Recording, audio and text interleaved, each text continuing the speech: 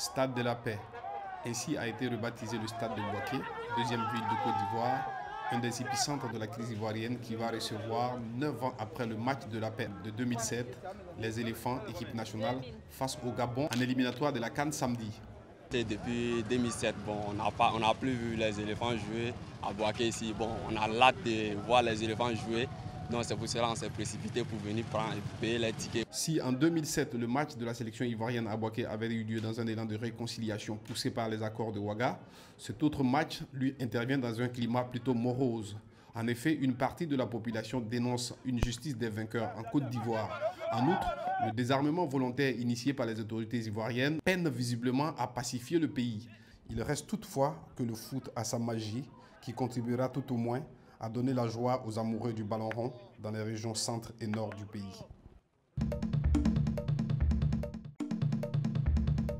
Le décès annoncé de Mohamed Ali a eu une résonance particulière au Congo-Kinshasa qui a abrité en 1974 le Rumble in Jungle, cette affiche de rêve entre le défunt bosseur et George Foreman. Et le ring était justement au milieu du terrain. Là où vous voyez le cercle, là, il y a un petit point bleu, blanche. C'était là le ring, au milieu. Et tout autour du stade, il y avait de garde du corps pour protéger que quelqu'un ne puisse pas aller là-bas. Au pays de Mobutu, la boxe était le deuxième sport le plus aimé derrière le football. Le maréchal président avait donc jugé bon de s'offrir le combat du siècle. Mohamed Ali face à George Foreman. Aujourd'hui âgé de 65 ans, avec une longue carrière de boxeur et d'entraîneur derrière lui, cet homme a eu le privilège de faire partie du staff de Mohamed Ali. À un moment du combat, Foreman est devenu très fatigué. Mohamed Ali a senti cela. Il lui a donné 2 coups de poing dans le visage. Foreman encaisse puis s'écroule. Le combat est fini à la joie de tout le monde. Le club de boxe de Kinshasa, la tête haute de Mohamed Ali, a fermé ses portes en signe de deuil à l'annonce de la mort du champion poids lourd, un modèle pour de nombreux Congolais. Mohamed Ali, décédé vendredi à l'âge de 114 ans, avait un style particulier à lui quand il est sur le ring.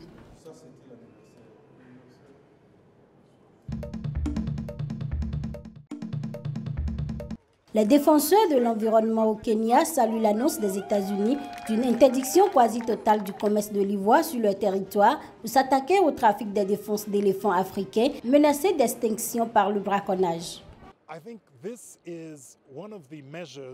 Je crois qu'il s'agit d'une des mesures qui continueront à être prises sous la pression pour, premièrement, une interdiction internationale du commerce de l'ivoire, en faveur de laquelle nous allons faire pression lors de la conférence de CITES en septembre, et beaucoup plus important, une interdiction sur les territoires des plus gros marchés de la demande que sont les États-Unis, la Chine, le Vietnam et quelques autres. Nous espérons que ça aura un effet boule de neige permettant l'interdiction totale du commerce de l'ivoire. Cette interdiction du commerce de l'ivoire aux États-Unis met en œuvre des restrictions énoncées dans le décret du président Barack Obama de 2013 visant à combattre le trafic des espèces sauvages. Elle limite ainsi très fortement l'importation, l'exportation et les ventes d'ivoire d'éléphants africains entre les États américains. Toutefois, cette interdiction de commerce comporte quelques exceptions, comme des instruments de musique, des meubles et des armes contenant moins de 200 grammes d'ivoire. Des pièces anciennes datant d'au moins un siècle sont également exemptées. Le procès en Égypte d'El-Bachi, le président du syndicat des journalistes et ses 2 collaborateurs, accusés d'avoir abrité 2 reporters recherchés par la police, s'est ouvert samedi au Caire avant d'être ajourné au 18 juin. À l'issue d'une courte audience de quelques minutes, le procès a été ajourné au 18 juin pour permettre à la défense de prendre connaissance du dossier, a indiqué l'avocat d'El-Bachi, Ahmed Abdel Nabi. Ce procès est une nouvelle attaque contre les libertés publiques. On ne peut pas laisser passer ça, a indiqué El-Balchi. Au vu des accusations, les 3 journalistes risquent 2 ans de prison, selon Abdel Nabi, l'avocat du syndicat des journalistes. Depuis la descente de la police à leur siège, les journalistes ont manifesté à plusieurs reprises pour protester contre un recul de la liberté de presse, 3 ans après que le président Abdel Fattah al-Sisi a destitué son prédécesseur Mohamed Morsi et lancé une implacable répression contre toute opposition. Samedi, Une cinquantaine de journalistes se sont réunis devant le tribunal, brandissant un stylo en l'air et exhibant des pancartes sur lesquelles on pouvait lire « Le journalisme n'est pas un crime ». L'Union européenne qui suit l'affaire de près a dénoncé un développement inquiétant pour la liberté d'expression et la liberté de la presse en Égypte.